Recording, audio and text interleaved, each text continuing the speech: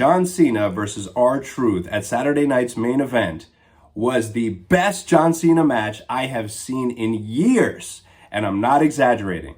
And I'm going to explain why this match was so great. Okay, so let's start off with R-Truth's entrance. He comes out doing the John Cena entrance, calling himself Ron Cena.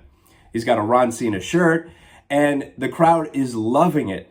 They're treating him like he's the real John Cena, because I guess that's the best we can have, since the other real John Cena doesn't want to do all the fun stuff anymore because he's being a heel, and he's trying real hard. He's really bad at being a heel, but he's doing it.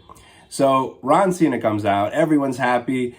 He's filled with energy. He gets in the ring. He's so excited. He does the exact entrance that John does. He throws the hat to the crowd. He does this thing. And then right when he does that, he turns around and John Cena clotheslines him. Cheap shot to start the match. That was a great way to do this because the entrance was awesome by R-Truth. And then you have John Cena do something cool, which is starting the match with a cheap shot, reinforcing his heel persona, even though, like I said, I don't think he's good at being a heel at this point. But still, this match got off to a good start. So then, John Cena does some of his moves, but then there's a point where R-Truth does all of the John Cena moves, and he does them perfectly. Like, better than John Cena can do them now, because it is very clear that John Cena is so limited in the ring at this point.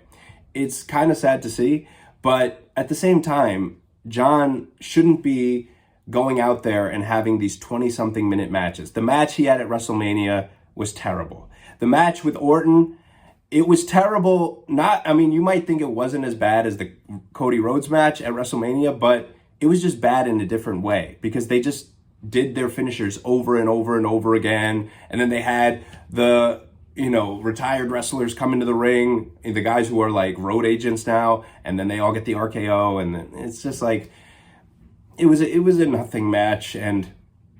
But I was looking forward to this match with R-Truth because I knew it would be a quicker match because they're not going to have John Cena go 20 minutes with R-Truth, who is 50-something years old. So this was great because R-Truth hits all the signature Cena moves. He hits the attitude adjustment, goes for a cover, gets a great false finish because for a second, he kind of had the crowd like, oh, maybe he's going to score us a quick pinfall here. But no. Then he locks in the STF. So he locks that in, the crowd's going nuts, right? But here's the problem. They should have had R-Truth hold on to the STF longer and really milk the crowd reaction because they were loving this. They were like, my goodness, he has a chance to beat John Cena. Maybe he'll beat John Cena in this non-title match and maybe get a WWE Championship opportunity at the next big show. But unfortunately, as soon as R-Truth locks in the STF, Cena grabs the rope and then the hold is broken. So I didn't like that part. They should have milked that for a little bit longer, at least like 10 seconds, 20 seconds longer. That would have been awesome because then people would think that was, could be the finish. It might be. But then, Cena, he gets the title belt, comes in the ring. It looks like he's going to hit R-Truth with it. R-Truth looks at him, and then Cena says, no, I'm not going to hit you with the belt. And he doesn't say that, but with his body language, that's what he says. He hands the belt to the referee, and while the referee's back is turned, he low blows R-Truth, attitude adjustment, match is over. And then after the match, Cena grabs the title belt and knocks out R-Truth with it. Perfect way to have a John Cena match. The match was not even 5 minutes long, and that's good. John Cena, it seems like he can have a good 5-minute match.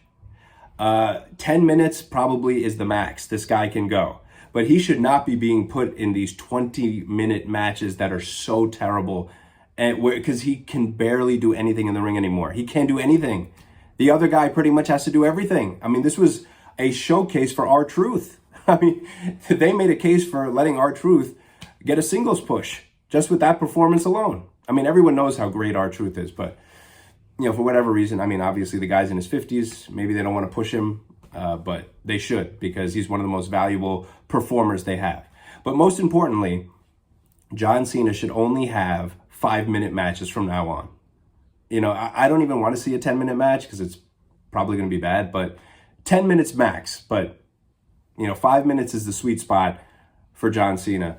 And you can have great 5-minute matches. You want some proof? Go look at Raven versus Goldberg for the United States Championship. That was WCW, the spring of 1998. That match was built up so well. Everybody was anticipating it. Goldberg was on his undefeated streak. He was going to get a championship opportunity against the U.S. champ Raven. And so everybody wanted to see, is this where Goldberg's going to lose, or is Raven going to lose his title? So it was built up perfectly, and the match was perfect from beginning to end. It was laid out perfectly, kind of like this Cena R-Truth match, which I wouldn't say it was perfect, but almost. They should have locked in that STF longer, but other than that, it was great. But the Goldberg-Raven match is one of my favorite matches ever, and it's not even 5 minutes long. You can do it. I mean, Goldberg and Brock Lesnar, they had like a 5-minute match at WrestleMania one time, and everybody loved it. Give John Cena 5-minute matches and call it a day. Thank you.